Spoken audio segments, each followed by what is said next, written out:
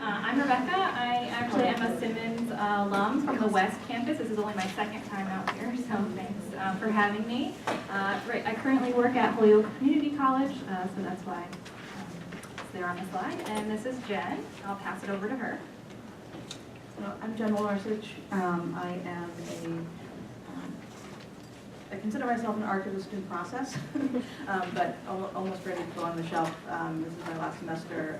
I'm also a student out west, and this is actually my probably first and only time on the Boston campus. So kind of nice to see y'all. Yeah.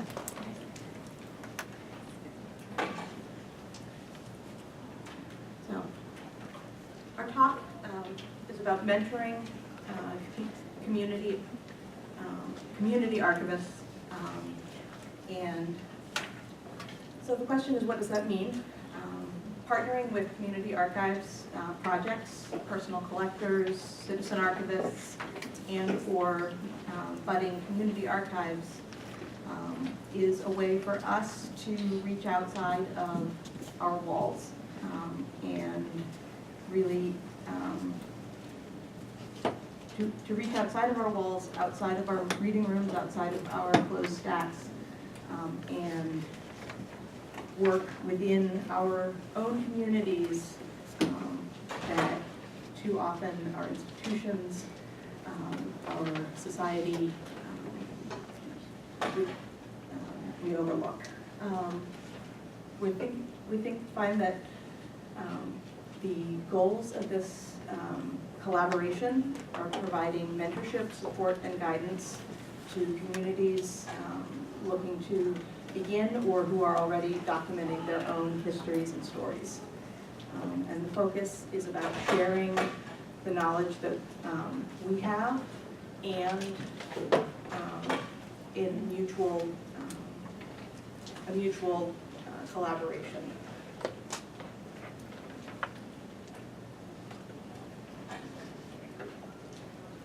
So we'll call out some familiar names for inspiration. Michelle Caswell, especially her chapter in Inventing New Archival Imaginaries, in an excellent book of essays by Libwin Press called Identity Palimpsests, which is all about community archives, ethnic and identity-focused archives throughout the U.S. And then Jarrett Drake, especially his keynote on liberatory archives that he gave at the Digital Library Foundation last fall. And Burgess Jewell's essay on confronting our failures of care as archivists and archives.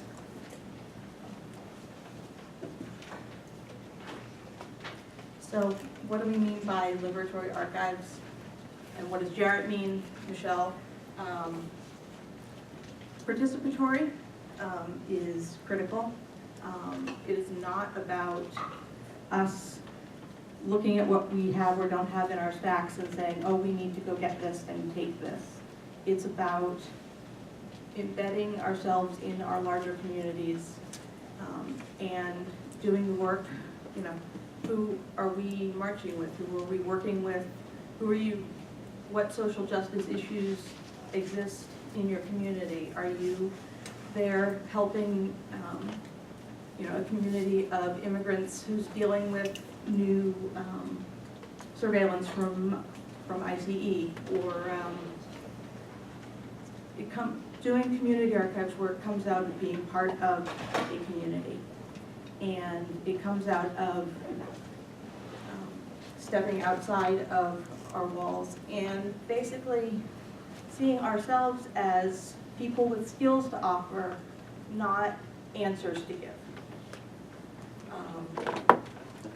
There can be a role for virtual and physical space. Michelle Caswell talks in this chapter and in several of her other pieces, like the feminist ethics piece about the South Asian American archives as a virtual space, given the geographic nature of the community that that is participating. And then there are roles for physical spaces and physical archives. Jared Drake, talked about the Cleveland-based People's Archive, Police Violence. I'm probably butchering the title there, but Jared, in his Liberatory Archives talk, discusses the importance of physical space and how that plays into the notion of belonging, and what it means to belong to a place and to want to be part of a place. We've talked about our reading rooms and how they can perhaps be hostile spaces, how our protocols and procedures make barriers. How do we, and what we need to consider is how do we both make our archives places that people want to be, and how do we, as archivists, acknowledge that the communities outside of our buildings is where we want to belong.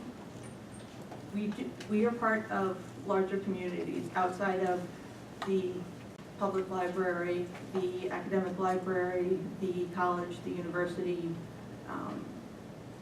the government archive we work in. We all are part of local and regional, identity-based places and communities. And we have, much like the lawyers who have stepped up in reaction to the first just badly implemented and badly designed and horrible travel ban, lawyers stepped up where they were and are there and working to do pro bono work on behalf and getting people's cases heard. We can do similar things. We have skills, and we are all over the place. And if we are truly embedded in our communities, then we have skills and talents to offer in dialogue, in conversation, in collaboration with these communities. It's important to keep in mind Jeanette's post-custodial idea of control of the materials, control of description, control of access, is not ours to implement. It's about what a community wants to share. There's been some great work in terms of digital spaces. I believe Mukantu is a digital archiving platform that has a way of using metadata about appropriate permissions and access for indigenous materials that respects the cultural rules that apply to the materials being archived. And lastly, it's about being independent and autonomous. Again, it's not about filling our shelves with other people's stuff, or it's about supporting the work that communities have always done and are doing with the skills that we've learned and that we can share. Rebecca's going to talk about a couple of case studies that elaborate and expand upon these ideas. Yeah. All right, so the next 3 slides consist of 3 case studies, and there were a lot of case studies to choose from, but these 3 specifically explore our ideas of archivists mentoring community archives programs. The first example has characteristics that most closely resemble our ideas, and what we're looking for in this type of partnership. And it's very detailed, so I'm going to go through it quickly. But so this case study actually comes from John Ayer's 2014 article on constructing the archives of the Occupy movement. And the Occupy Wall Street movement began in September of 2011 in Zuccotti Park in New York City. And it eventually spread across America and internationally to over 1,500 physical encampments in over 70 countries. So the protesters, or the occupiers as they came to be known, physically camped out in cities and towns in protest of social and economic inequality. So as a result of this really large movement, a lot of people decided to start documenting what was happening, and two groups kind of formed. So you have your your collectors who were initiated by the occupiers themselves, so the working groups within the movement, and then you have collecting that was initiated by formal archival institutions. Two of the most active Occupy working groups were Occupy Wall Street and Occupy Philadelphia. And both of the working groups had open membership and consensus-based decision-making practices. They held online forums and as well as physical public forums in which people debated how the archives could be managed. They encouraged everyone who participated in the protests to collect materials, and they asked people how should these materials be preserved, how should they be documented, how should they be described. They collected records of the working groups. They collected physical ephemera from the protests, so posters, buttons, flyers. They eventually collected oral histories, reference sources as well that could be used by the movement to further the movement. The formal archival institutions that began collecting were, for two examples, were the Smithsonian National Museum of American History and the New York Historical Society. They actually sent representatives out to the encampments in New York, and they collected flyers and pamphlets and other physical ephemera. The Center for History and New Media at George Mason University actually began collecting digital records of the Occupy movement. It's called the Occupy Archive Project. And then the Internet Archive also started a collection called the Occupy Wall Street Collection. In addition to these collecting groups, some archivists offered assistance in two different forms. So we've got assistance from formal archival institutions, as well as a group of local archivists in New York called the Activist Archivists, who mentored the archives group in New York. So for the formal institutions, the Tenement Library and Robert F. Wagner Labor Archives in New York, they sent their director and the head of archival collections to attend working group meetings in New York City. So like we said earlier, these meetings were open forums for everybody to come and talk about how to document and collect these materials. They offered resources, professional advice, storage space and server space, staff time to make materials available, and they also supplied equipment to capture oral histories. At Temple University in Philadelphia, the collections of the Philadelphia Occupy movement were eventually donated there. In 2011 of November, the police evicted the Occupy Philadelphia movement from their encampment, so they really needed to find a place for their archives. They really liked the Temple University Urban Archives project because they had already had some left-wing materials there. They also liked the library's policies on access, and then the archives actually reached out to this working group and said that they wanted to collect their items. So let's get to the activist archivists, who were the biggest part of why we decided that this mentoring thing would be important for us to take a look at. And sorry, let's skip down a bit. So a group of media archivists at NYU came together and said, hey, let's help mentor these people. Let's bring the institutional archives together with the working groups and form a partnership and a relationship. So now they all work they worked on collecting and documenting the Occupy movement, and now they're moving on to other projects as well. I'm going to skip to the next slide. So our next example is SAADA, which we mentioned earlier, founded by Michelle Caswell and Samip Malik in 2008.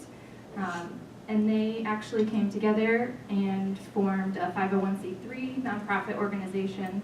They have a governing board of 5 members, and Michelle Caswell is the only archivist on that board. And they work with volunteers nationwide to pull together materials from South Asian American descent.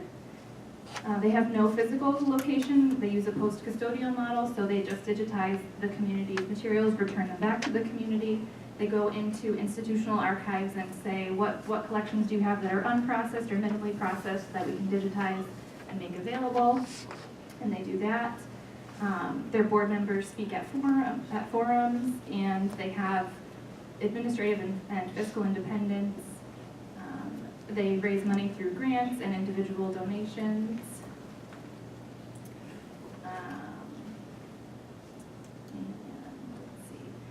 Michelle Caswell states in one of her articles that SAADA is contesting the old version of this community's history, supplanting it with different narrative, and offering up this new narrative online where it can then be discussed, contested, and changed. And our next and last case study is the Shorefront Legacy Center, which is actually almost like a museum, and it was founded by Morris Dino Robinson Jr. And in 1995, he began collecting as a private collector. He opened and founded a 501c3 company in 2002, or not company, a 501c3 organization in 2002, and then opened a building in 2009 to display the materials that he collected. And this is an example of a case study where an archivist, if they were interested in partnering, could probably work with this collection to provide other resources and guidance. They do actually have archival students processing collections there, but it's really not clear whether they have a partnership with that university. And they have grant funding as well as independent donations.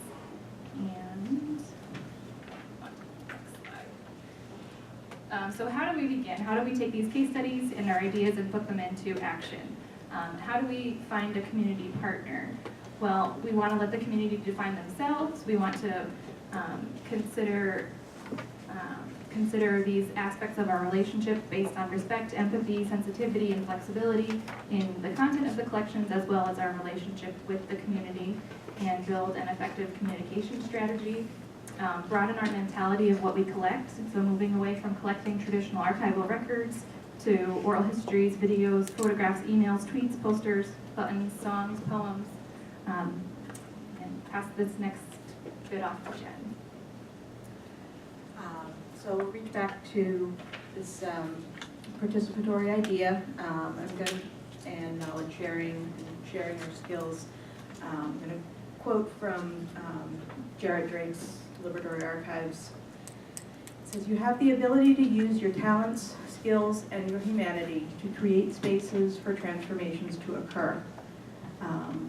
And Burgess Jules, in his piece on confronting our failures to care, encourages us to take action where we are.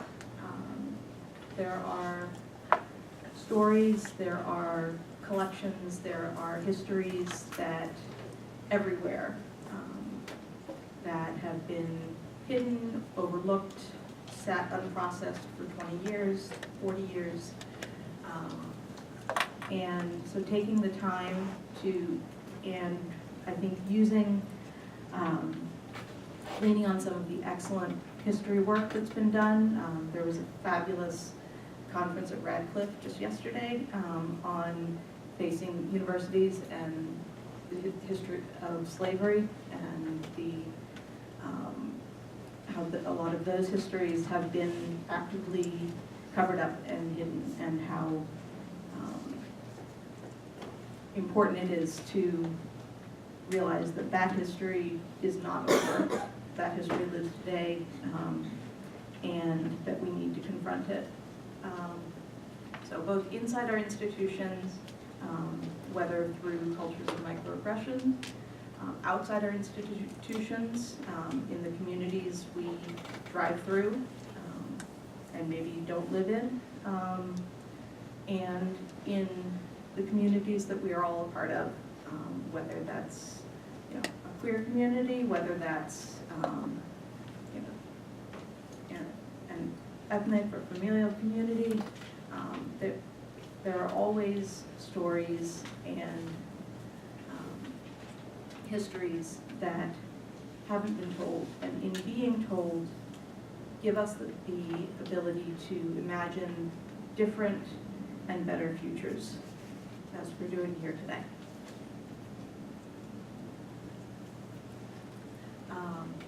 Just to touch briefly on obstacles, finding a community, I think, means not going and walking in somewhere and saying, "Hi, I'm here, I'm the archivist, I'm gonna save your stuff."